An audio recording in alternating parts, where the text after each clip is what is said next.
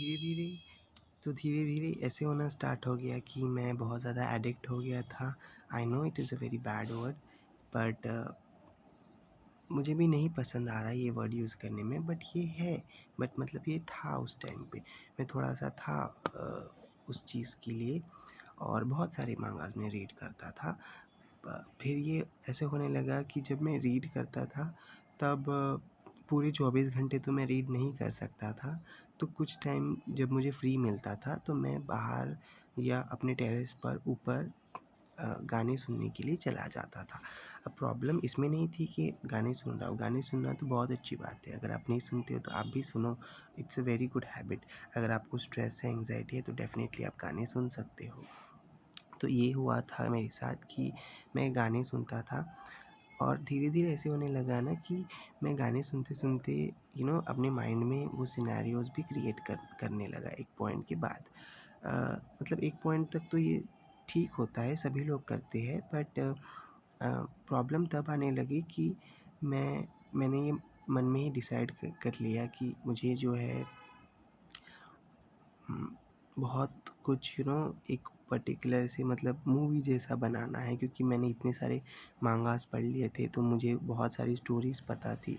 तो मेरे दिमाग में बहुत ऐसे मेरे दिमाग के घोड़े जो है वो दौड़ने लग गए। तो मैंने ये किया कि मैंने अपने दिमाग में ऐसे मूवीज़ बनाने का सोचा, और ये सब कुछ करने का सोचा मैंने। तो मैंने जब ये किया तो मुझे पहले-पहले अच्छा भी लगा। मैंने अपने दिमाग में ना बहुत सारी मूवीज़ भी बना ली, और एक टाइम के बाद जब मैंने कंप्लीट किया अपने दिमाग में ही, ठीक है ना? मैं उन मूवीज़ को लिख भी नहीं रहा, मैं उन मूवीज़ को कहीं पे कुछ कर भी नहीं रहा। मतलब सिर्फ़ यहाँ पर इसी छोटे से बक्से में वो पिटारा कैद था। तो मैंने उसी में ही रखने का सोचा, और जब पूरी कंप्लीट हो गई यहाँ पे, तो वापस मेरे को इतना अच्छा लगा वो, तो मैं वापस गाने सुनते टाइम उनको देखता था। अब इससे प्रॉब्लम ये होती है कि पहले इनिशियली तो आपको लगता है कि मुझे तो बहुत मज़ा आ रहा है, इसमें तो कोई प्रॉब्लम नहीं है। पर धीरे-धीरे आप उस चीज़ के भी एडिक्ट हो जाते हो, और मैं भी हो गया था। मेरा तो बहुत गंदा वाला है, अभी भी है। अभी भी मैं बहुत उस चीज़ में हूँ।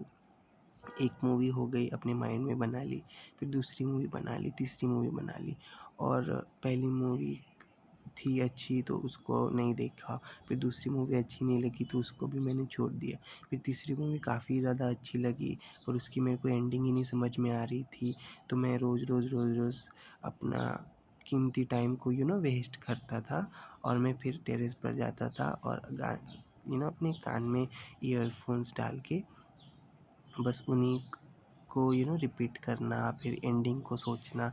ऐसे इमेजिन करता था कि पता नहीं मेरी मूवी जो है वो थिएटर में रिलीज़ हो गई है, और लोग देख रहे हैं, ये सारी चीज़ें मेरी ये करता था। तो अब आप सोचेंगे कि क्या तुम्हारा पैशन डायरेक्टर बनना है? तो नहीं, मेरा पैशन नहीं है डायरेक्टर बनना। पर कहीं न कहीं जो मांगास मैंने रीड की थी, या जो भी वो थी, उसने इतना बड़ा इम्पैक्ट कर दिया था मेरी लाइफ़ की, कि जिसकी वजह से ये सारी चीज़ें मैं कर रहा था। अभी भी आज मैं जिस डेट पे ये वीडियो बना रहा हूँ, आज भी वही हाल है मेरा, बट आज कुछ नया हुआ। 4 दिन आई थिंक हो चुके होंगे मैं बुक्स को रीड कर रहा हूँ, और मेरी 4 दिनों में काफ़ी ही ज़्यादा नॉलेज बढ़ चुकी है कि कैसे रीड मतलब बुक्स में क्या अच्छी इन्फॉर्मेशन है। ये इन्फॉर्मेशन मैंने पहले भी इंस्टाग्राम अकाउंट से देखी है, या सुनी है, या पढ़ी है, पर हमें ऐसा होता है ना कि हम उस इन्फॉर्मेशन को सुनते हैं, और बाकी रील्स की तरह भूल जाते हैं।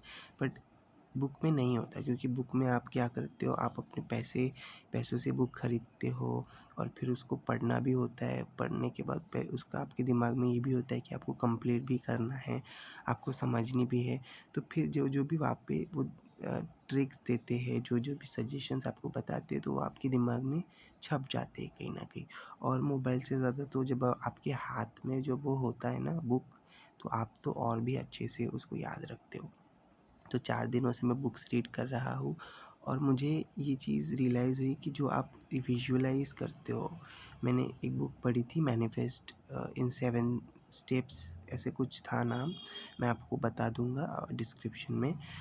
तो ऐसे नाम था, तो मैंने पढ़ा तो उसमें ये लिखा गया था कि ऐसे-ऐसे होता है कि अगर आप रोज़-रोज़ विजुअलाइज़ करते हो, जो चीज़ विजुअलाइज़ करते हो गाने सुनते टाइम पे, सोते टाइम पे, तो वो चीज़ें आपकी लाइफ़ में कहीं न कहीं आ जाती है और आप उसी को मैनिफेस्ट करते हो।